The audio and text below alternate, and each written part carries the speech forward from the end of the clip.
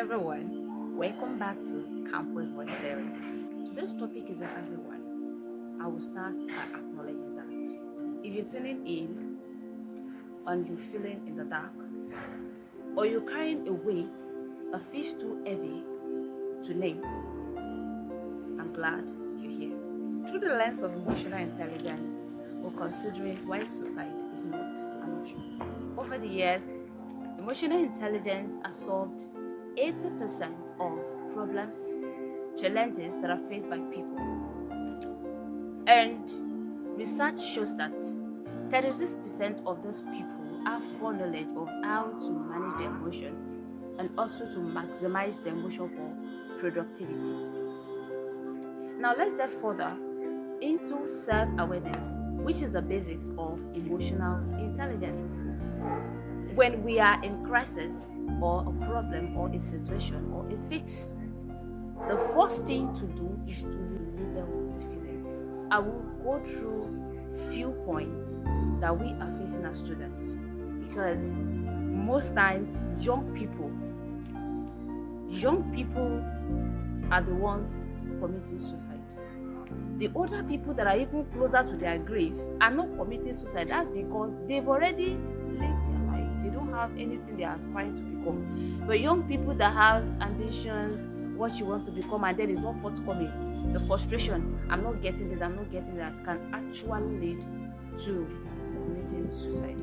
So I'm going to be highlighting few things that campus students need. One, academic pressure. The feeling that you just failed a test or a course, and like that determines your entire future. Every student have one point or the other where they've not done well in a particular assessment or test, and the next thing is, oh, how am I going to do this?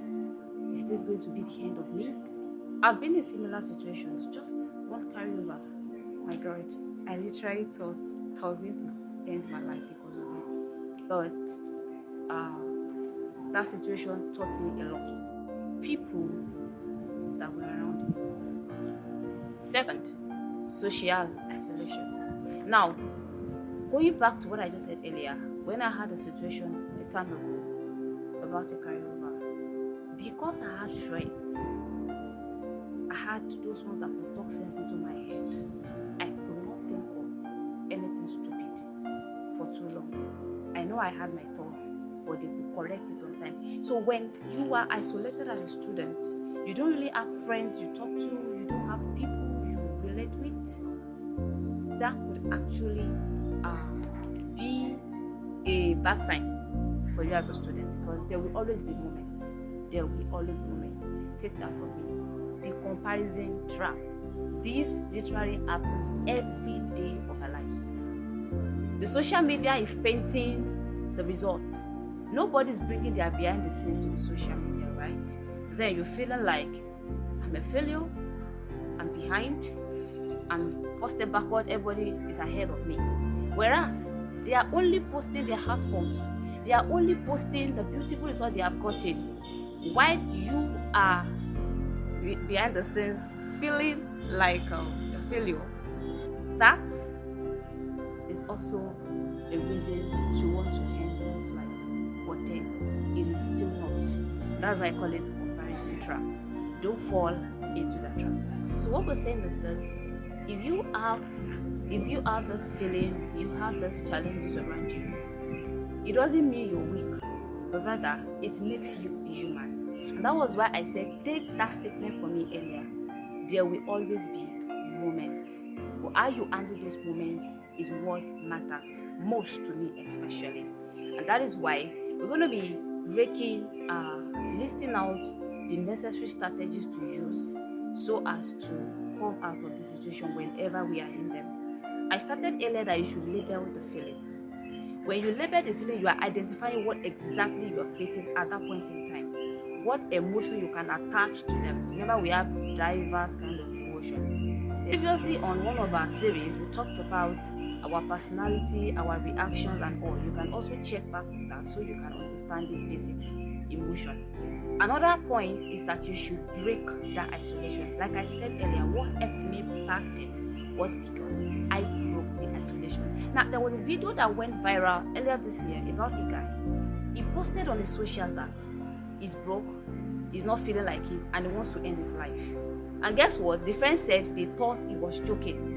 And the next, probably a day or two that they checked, he's gone. He took his life. Right there on social media, he posted it online, and people were not taking him serious. So break the isolation. Instead of keeping it all to yourself, bottling things, or call somebody, hello, can I have 2 minutes with you? And all of this cannot happen if you don't have friends in the first place. I'm not asking you to have 100 friends. Of course, you should have someone you are accountable to. You should have someone you are friends with, someone you can trust, someone you can share things with. And it's not everybody you can share things with. The last point I will be putting to you is the 24-hour rule. Before you make any decision in this situation, make it a rule that you're not making any strategic decision in the next 24 hours. Because any decision you make when you are not comfortable, when you are not fine, when you have things and it's like there's a noise in your head, everything is not making sense, any decision you make might be a regret later on. So it's just best to stop any decisions that you're going to make. Postpone it till after that 24 hours when your head is cleared. Trust me, your future is bright. The future is great. You are a necessary part of that story because you are the actor that is acting the script that has been written concerning you. You don't have to allow the temporary situations to take this away from you. See you next time on Campus Voice Series. Thank you for listening.